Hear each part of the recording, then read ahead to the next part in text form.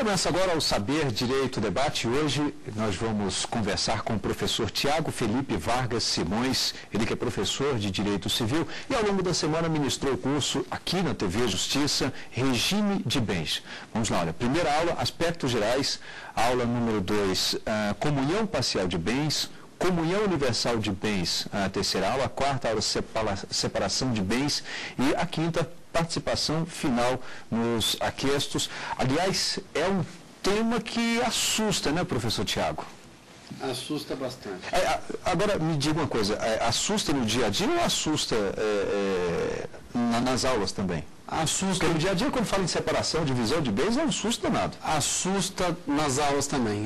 Os alunos, tanto nos cursos de graduação, nos cursos de pós-graduação, independente do estado da federação onde você esteja, que você vai falar sobre direito das famílias, que envolve essa disciplina dos regimes de bens, pergunta é como é que vai ficar a minha herança, quais são os meus direitos, eu estou casado em um regime, estou casado em outro regime, eu quero saber como é que fica, e tem um amigo meu que está assim, tem um primo de um amigo meu que está assado, então a gente acaba ficando um pouco escaldado com algumas perguntas que acabam sendo formuladas. E em relação à prática, na atividade como advogado, é onde a gente identifica que surgem os maiores problemas para se tentar resolver o fim de um casamento ou de uma união estável de uma forma mais amigável, de uma forma mais serena. Eu fiquei curioso aqui com uma coisa que o senhor falou, que é justamente nos diferentes estados. Porque aí é uma questão de cultura, ou a legislação é interpretada de forma diferente, ou o que pode? Tem alguma diferença nisso? Não, legislativamente falando não, mas é mais uma questão cultural mesmo. Mas a gente sente uma mentalidade um pouco mais evoluída, né, até por tudo que vem sendo feito, especificamente nessa área do direito civil, em especial o direito das famílias, os estados do sul, né, aí a gente encontra um apego maior à tradição no Nordeste, alguns estados na região Sudeste acabam também ficando um pouco para onde eu vou me posicionar, mantenho um apego à tradição, estou aberto a novas experiências, novas tendências, né? Como é que eu vou poder interpretar essas novas decisões que vêm surgindo, que vêm brotando, as novas teses da doutrina. Então, a gente acaba identificando uma diversidade muito grande de pensamentos. Mais na questão cultural mesmo. Claro. Extremamente. Agora, em sua opinião, a nossa legislação, ela tem acompanhado aí, então já diante dessa tendência natural e cultural das coisas, mas ela tem acompanhado, dado uma resposta satisfatória legislativa, claro, em termos de legislação, nos 4 cantos? Não. Por exemplo, a gente tem falado muito ultimamente no ficar, né? E aí, desde esse ficar até o desfecho, até o encerramento mesmo da relação, a legislação não está acompanhando?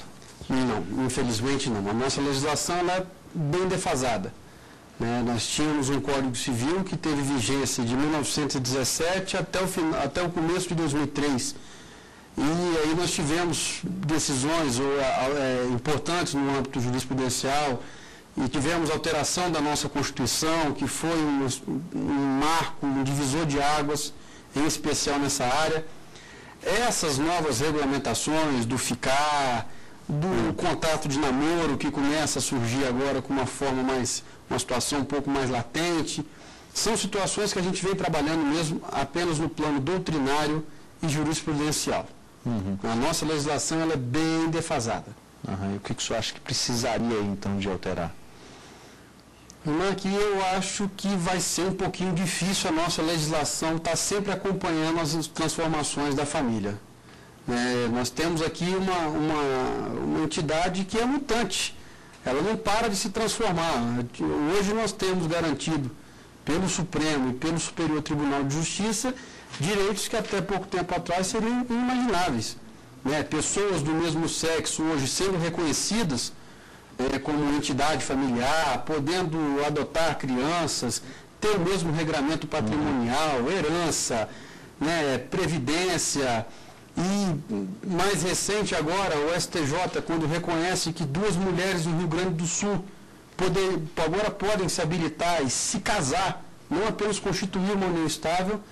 Isso aí a nossa legislação vai ter que tentar caminhar a passos largos. Aliás, eu volto até a falar da questão cultural, mas também não entra esse ponto aí, porque hoje talvez algumas coisas que estão já previstas no ordenamento jurídico, na prática não funcionam ainda tão bem, né? Ainda nós temos um apego à ideia da tradição que é muito forte no Brasil. Nós temos, sem dúvida nenhuma, uma das constituições federais mais belas de todo o planeta. Uma Constituição que é garantista, como a gente chama, uma Constituição que inclui as pessoas no convívio, garante direitos, garante deveres também. E na nossa área, na área do direito das famílias, é o que a gente chama de Constituição cidadã, é a Constituição que garante ou que possui um caráter inclusivo, não deixa que novas realidades, novas situações que podem vir a ser caracterizadas como entidades familiares fiquem desprotegidas. Né? A doutrina já trabalha, isso está pacificado pela jurisprudência, que os tipos de família estabelecidos na Constituição são apenas exemplos. Nós temos hoje aí uma série de novas relações.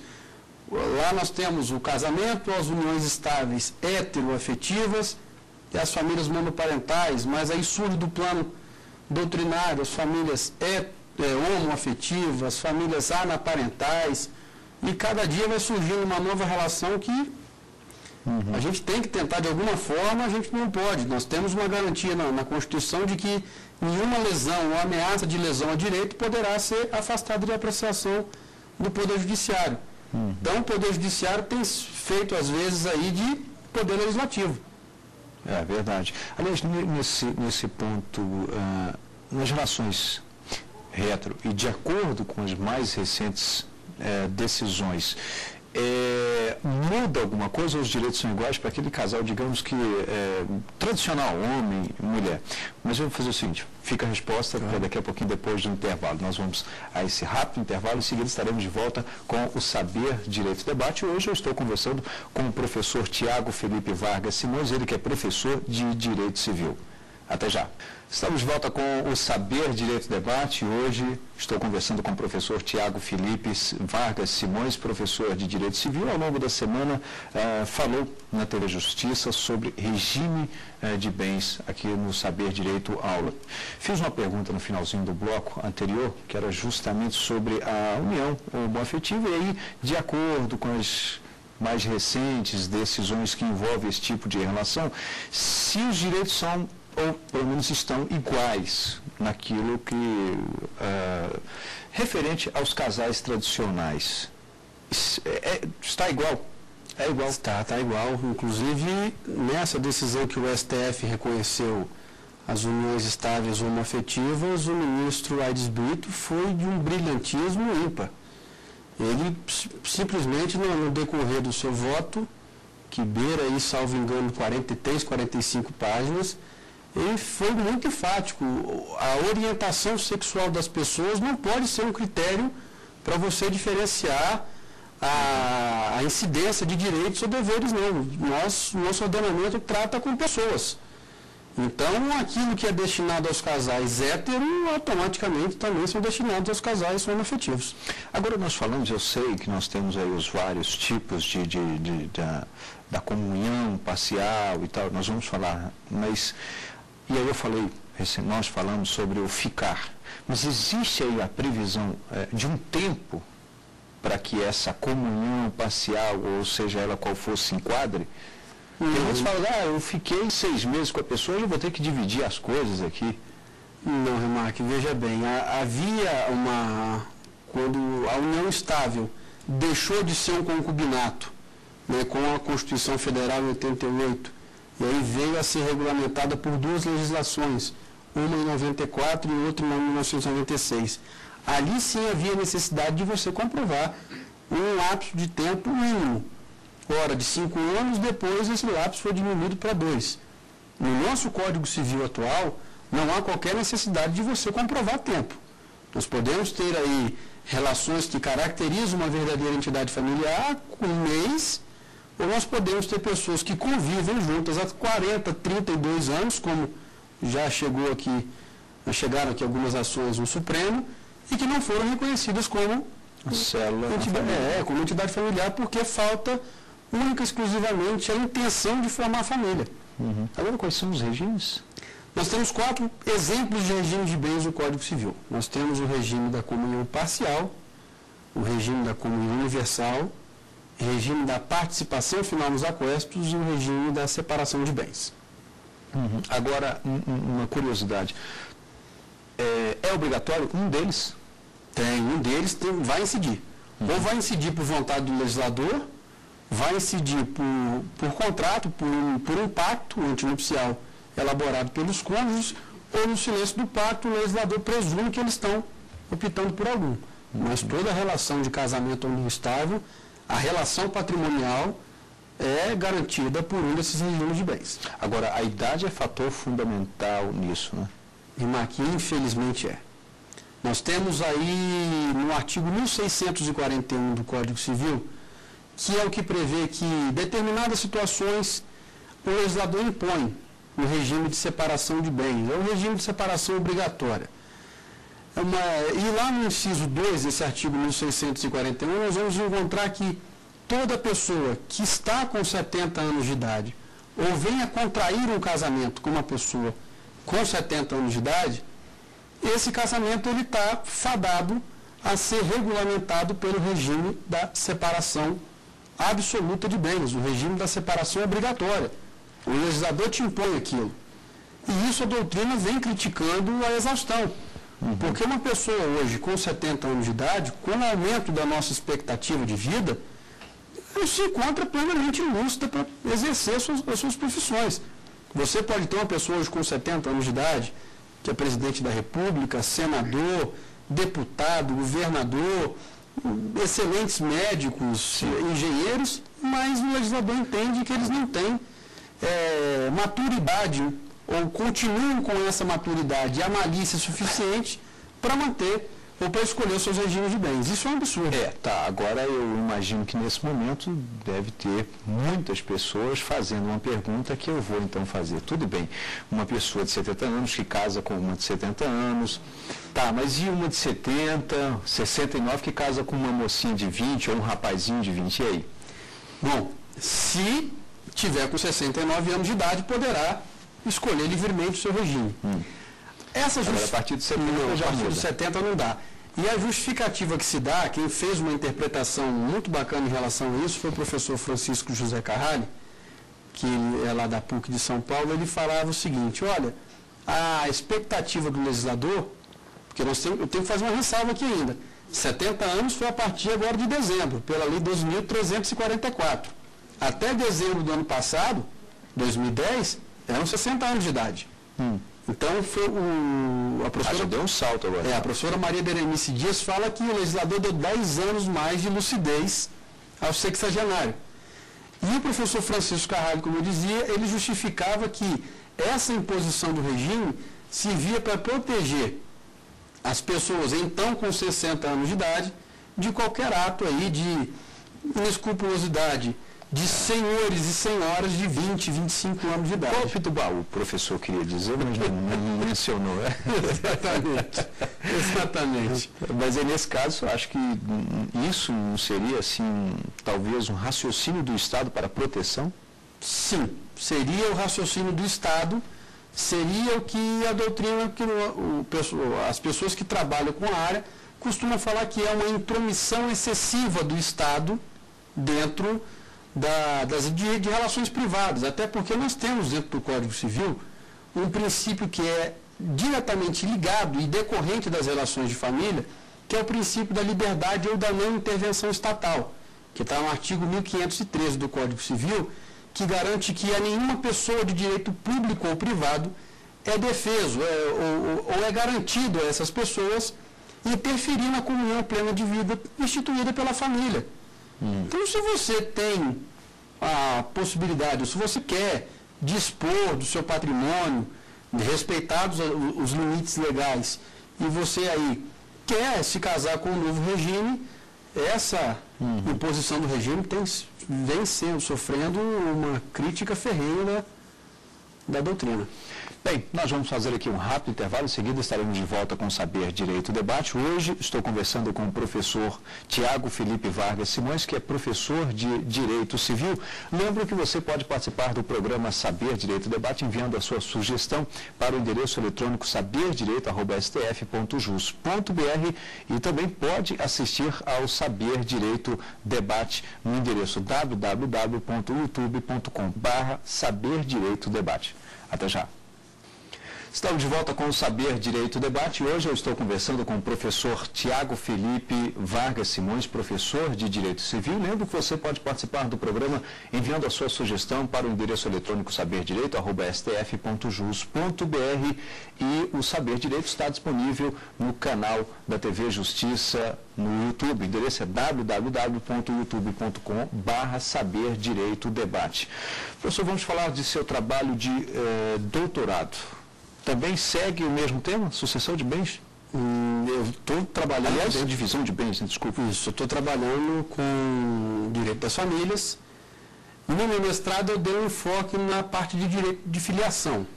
Fui trabalhar lá com a filiação socioafetiva, quais são os direitos que decorrem, e agora no doutorado eu resolvi seguir dentro do direito das famílias, mas trabalhar com os regimes de bens. Trabalhar com o princípio da autonomia privada dentro dos regimes de bens. Aquilo que pode ser feito, né? Como se constituem os regimes de bens, como é que se constrói um regime de bens no pacto antinupcial, no contrato de convivência, quais são os limites impostos pelo legislador, até onde pode ou não pode ir. Esse, no caso, é um tema que ao longo do seu trabalho não precisa mudar muita coisa, já que você disse que a própria legislação não está mudando muito, né? Não. Começa e termina, é mais tranquilo. Né? Mais tranquilo. Tá certo. Atualmente você mora em São Paulo? Não, eu moro em Vila Velha, Espírito Santo. Que é o seu estado de origem. Estado natal. Qual a cidade? Eu nasci na cidade de Barra de São Francisco, no noroeste do estado, mas fui lá mesmo só para nascer e sempre morei em Vila Velha, né? Sou um vilavelhense de coração, só me ausentei da cidade quando comecei a fazer minha faculdade, que eu fiz o meu primeiro ano de faculdade na Universidade Gama Filho, no Rio de Janeiro. No Rio. Está ali pertinho também. Ali pertinho, e em 2005 eu fui para São Paulo e lá residi por 3 anos por conta do meu mestrado. O doutorado não, eu acabei voltando para casa e por 1 ano fiz a ponte aérea para ir lá assistir às aulas e estou terminando de escrever a minha tese de doutorado em Vitória mesmo, em casa. Tá, mas o vínculo com o Rio de Janeiro então foi exclusivamente no período de 1 ano, apenas de 1 ano. De 1 ano? Apenas de 1 ano. Então começou em qual? Eu comecei na Universidade Gama Filho, no Rio de Janeiro, mas me graduei mesmo, terminei meu curso na Faculdade de Direito de Vitória, a FDV, onde também eu dou aula na pós-graduação em Direito Civil, e lá me formei no final de 2002, em dezembro de 2002. A família também tem essa vocação no direito? Tem, tanto o lado paterno quanto o lado materno, quase que são raras as exceções ao direito. São raras as exceções. Um outro que é médico, né? Pedagogo, mas 99%. Mas isso te trouxe essa influência ou não? Você já tinha uma vocação para isso mesmo, independente de família? Não, como toda criança que nasce no Brasil... Queria ser piloto de avião. Queria ser jogador de futebol, né? Ou isso, né? Sou torcedor fanático pelo São Paulo Futebol Clube, então meu sonho era entrar no Morumbi lotado com a camisa 9, entrar no jogo contra o Corinthians e fazer 5 gols no final de campeonato. Humilde. De preferência, rebaixar o Corinthians mais uma vez para a Série B. Mas a gente acaba se encontrando, na vida a gente vai vendo, a gente acaba se descobrindo, e eu me vi exercendo a profissão dentro da ciência jurídica, acabei me descobrindo professor, né, era uma coisa que eu não tinha muito pretensão, e menos ainda, acabei me descobrindo em uma área que eu nunca tive muito contato fora a primeira passagem da faculdade. Acabei me apaixonando pelo direito das famílias, isso me trouxe até aqui hoje, né? Eu já são 4 obras que eu tenho publicado aí como autor, coautor ou colaborador, artigos, né? Questão de aulas. Com esse tema de direito das famílias, não especificamente com o regime de bens, mas dentro dessa vasta área que me trouxe essa nova realidade e foi a área que eu me encontrei mesmo. Pois é, e uma curiosidade, foi o quê? Foi um professor? Foi um determinado caso? O que lhe trouxe essa atração a esse tema, então? O tema de regime de bens, ele me trouxe agora no doutorado, né? Ele me apareceu no doutorado. Eu fiz uma cadeira fantástica, uma disciplina obrigatória no doutorado com o professor Renan Lotufo, né, lá da PUC de São Paulo, que é meu orientador. E eu fiquei encantado porque eu vi ali uma biblioteca ambulante na minha frente. É uma pessoa com conhecimento que é difícil eu encontrar de novo, talvez uma pessoa que tenha uma humildade, uma bagagem jurídica tão grande, igual o professor Renan. Trabalhei com ele o tema da responsabilidade civil e, vira e mexe nas aulas, ele abordava o tema da autonomia privada. E então, a área em que eu achei dentro do direito das famílias que eu poderia explorar melhor a autonomia privada era justamente essa parte dos regimes de bens. Então teve aí a influência de um professor, no caso. Tive, e tenho a honra imensa de ser orientando dele agora no doutorado. Vamos lá, nós vamos entrar aqui na nossa parte de indicações de literatura. Gostaria que o professor Tiago já comentasse, então, esse aqui, o da Maria Berenice Dias, Manual de Direito das Famílias. Aqui a professora Maria Berenice Dias, ela dispensa comentários porque ela é uma precursora, né? Nós temos a atual situação do direito das famílias em grande parte porque ela sempre levantou a bandeira quando era juíza, quando era desembargadora do TJ do Rio Grande do Sul e agora como advogada especializada na área das famílias e das sucessões. Né? Muitas das conquistas jurisprudenciais que nós temos, a professora Berenice, ela é um grande referencial para todos da área. É uma leitura obrigatória. Seria o quê? Mais voltado para concurso ou para acadêmico? Não, é mais para acadêmico mesmo, para pesquisador. Tá. Bom, temos aqui mais um que é o curso de Direito de Família. Bom, esse é do professor Rolfo Madaleno, já uma pessoa que eu tive a honra também de conhecer, de ter no meu grupo de amigos. O professor Rolfo sempre foi advogado especializado no direito das famílias, então, além de uma riquíssima pesquisa, a obra agora demorou praticamente 2 anos para sair essa nova edição. Ela está bastante ampliada. Essa nova, a quarta mesmo? Essa é a 4ª edição, já de 2011. Tem aí a posição dele como advogado.